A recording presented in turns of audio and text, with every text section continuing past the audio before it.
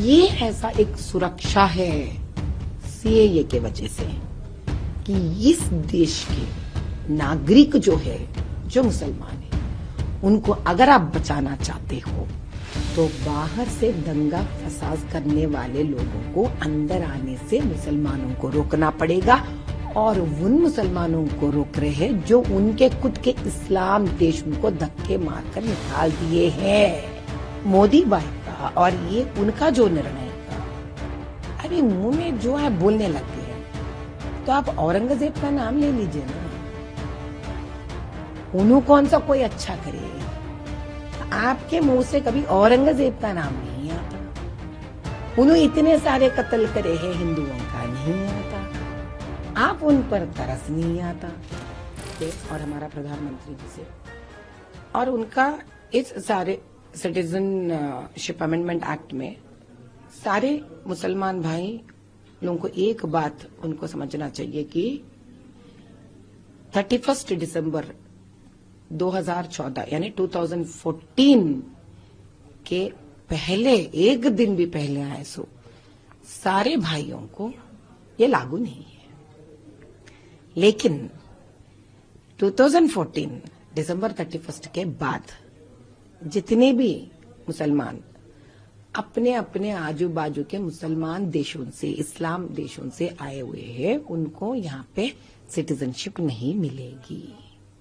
यानी कि आप देखिए 2014 तक अगर कोई बंदा यहाँ पे नहीं था तो उसका क्या हक बनता है बताइए यहाँ पे कुछ लेने के लिए।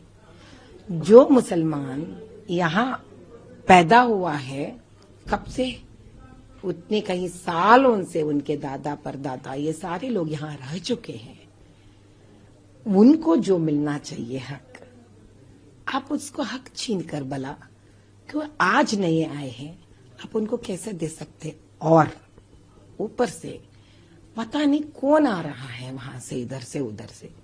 जो लोग अफगानिस्तान में रहते होंगे वो पाकिस्तान को शायद धकेल के आगे होंगे, वहां से कोई धकेला हुआ देश में आ गया होगा। कल को कुछ करेगा, कोई गलत काम करेगा, उसका बोझ किसको उठाना है? क्या उन मुसलमानों को इस देश में नहीं उठाना पड़ेगा? बेचारा कुछ जानता तक नहीं है। अब मैं और एक एग्जाम्पल देती हूँ। समझिए कोई हमास से निकला, समझिए वहां से निकला कोई मुसलमान भाई जो इतना पूरा दुनिया को हिला दिए वो लोग लड़ाई में। अगर वो वहां से निकल के यहां तक आ गया, कल को कुछ हुआ यहां पर, जिम्मेदारी किसको उठाना पड़ेगा? हमारा ही देश का मुसलमान भाई को। ये ऐसा एक सुरक्षा है सीएए के वजह से कि इस देश के नागरिक जो है, जो मुसलमान है, उनको अगर आप बचाना चाहते हो तो बाहर से दंगा फसाद करने वाले लोगों को अंदर आने से मुसलमानों को रोकना पड़ेगा। और उन मुसलमानों को रोक रहे हैं जो उनके खुद के इस्लाम देश को धक्के मारकर निकाल दिए हैं।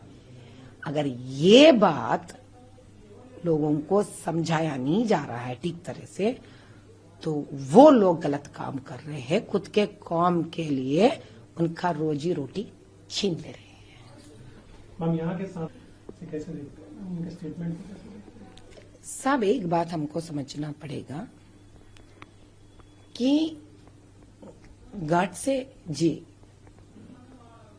जब उनका तकलीफ ये था,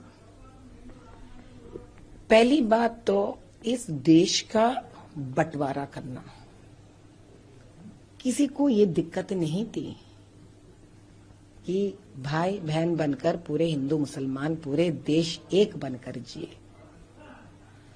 और जब बंटवारा हो रही थी वो धर्मबद्ध बंटवारा भी नहीं हो रही थी।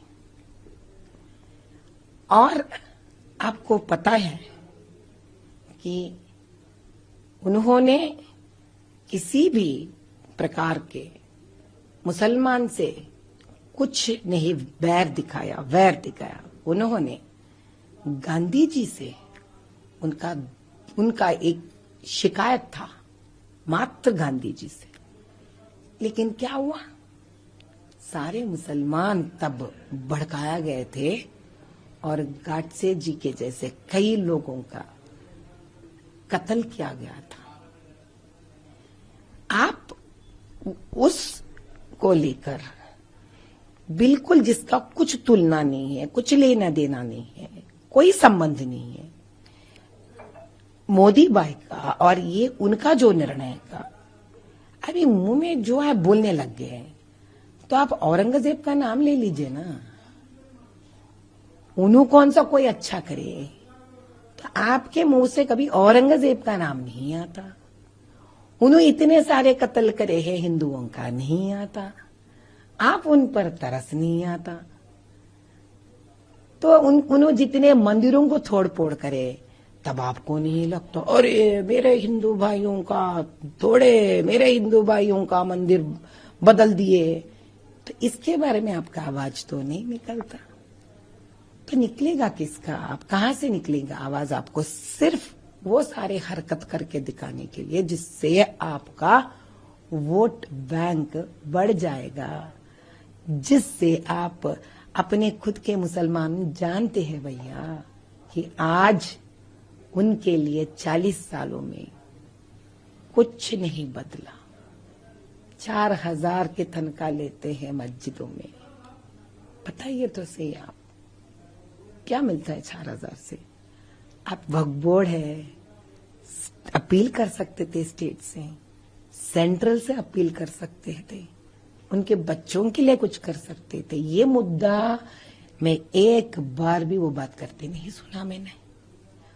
आप तो हर चीफ मिनिस्टर से गले लगते हो साहब, इतनी दोस्ती देखने वाले परेशान हो जाते हो, अरे यार ये तो लंगोटिया यार होगा शायद।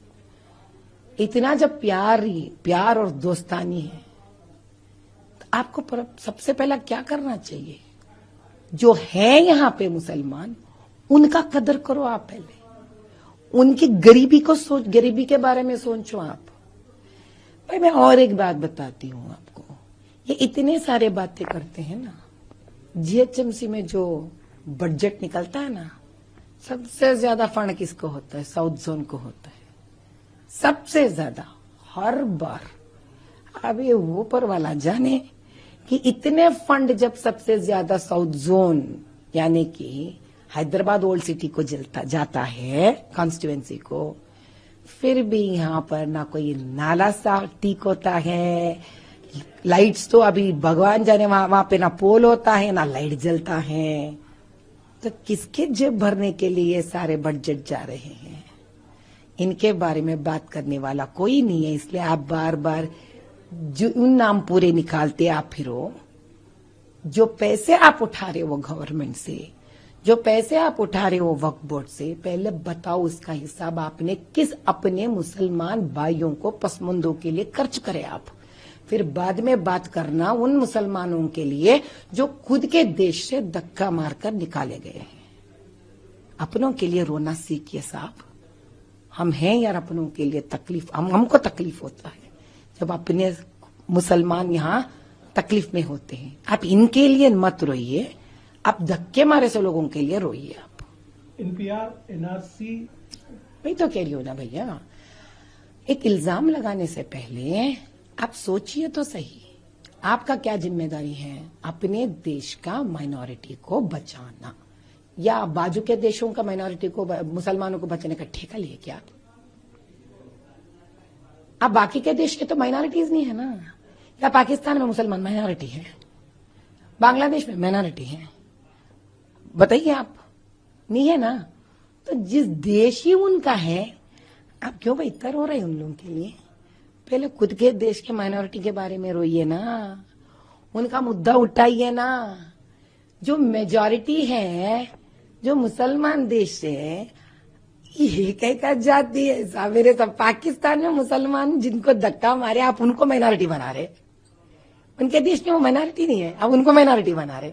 खुद के देश के माइनॉरिटियों के बारे में नहीं सोचेंगे आप उनके लिए धरना करेंगे। करो साहब करो, किसी के पास उतना वक्त भी नहीं है, जितना चाहिए उतना धरना करो, प्रोटेस्ट करो, क्योंकि आप उनके बारे में प्रोटेस्ट कर रहे जो इस देश के नहीं है।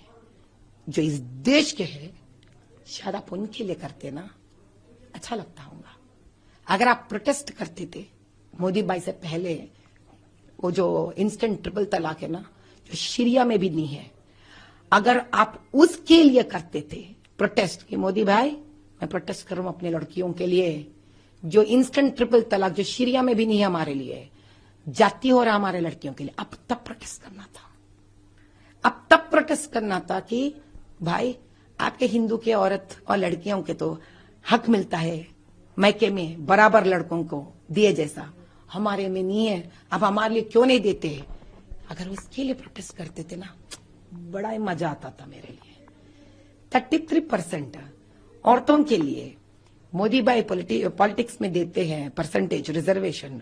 अरे आप पूछते हो हमारे माइनॉरिटी को कितने दिए? अरे आपके पूरे 7 सीट माइनॉरिटी के हैं ना, आप कितने दिए? कितों का अनाउंस करें आप? इसका मतलब है खुद के अपने कौम को जो इस देश के हैं उनको देने के लिए आपके पास मन नहीं है, वक्त नहीं है, इरादा नहीं है। आपको बात को बतंगड़ बनना इरादा है, आपको बात का फायदा बनाना इरादा है आपको। बेचारे माइनॉरिटियों को आप अपने कॉन्स्टिट्यूंसी में पढ़ाई मत देना, उन लोगों को उनको जाहिल रखना और उनको मजहब के नाम पर कंटिन्यूअसली ब्लैकमेल कराते रहना, दबा देना उनको, ताकि उनको बात करने का स्वेच नहीं होगा उनके पास, तब जाके आप उनके ऊपर राज्य कर सकते हो।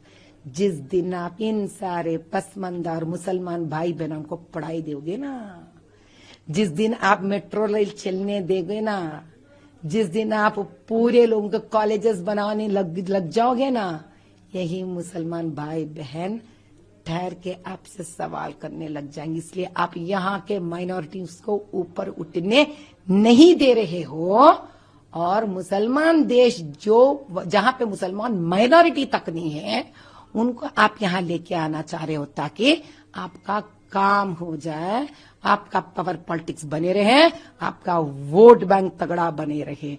अब ये जवाब दीजिए आप, जब याकतपुरा में 2 मेट्रो स्टेशंस का इनॉग्रेशन हुआ, सारे लोग आए, आपका नाम तक लिखा हुआ है वहां पे बोर्ड पे, एमपी साहब आप और आपके लोकल के एमएलए क्यों नहीं आए वहां पर? इसके लिए वक्त तो नहीं है आपके पास। जो खुद के कॉन्स्टिट्यूएंसी में 2 स्टेशन से निकलता हुआ मेट्रो रेल याकुतपुरा से चंद्रायण गुट्टा, दोनों एमएलए नहीं आते यहां पर। आप एमपी है इस कॉन्स्टिट्यूएंसी आपके पास, उसके लिए वक्त नहीं है, प्रोटेस्ट के लिए वक्त है। कैसी प्रोटेस्ट? ऐसी प्रोटेस्ट उन मुसलमानों के लिए जिनका देश में वो माइनॉरिटी नहीं है। सब खेल बंद है साहब। अब आप हमारे ये जो अनपढ़ मुसलमान लोग हैं ना, दबे हुए मुसलमान लोग हैं ना, अब उनसे मत खेलो साहब, बहुत खेल लिया, बहुत खेलिए, ऊपर वाला देख रहा है, बहुत खेलिए, बंद करो आप।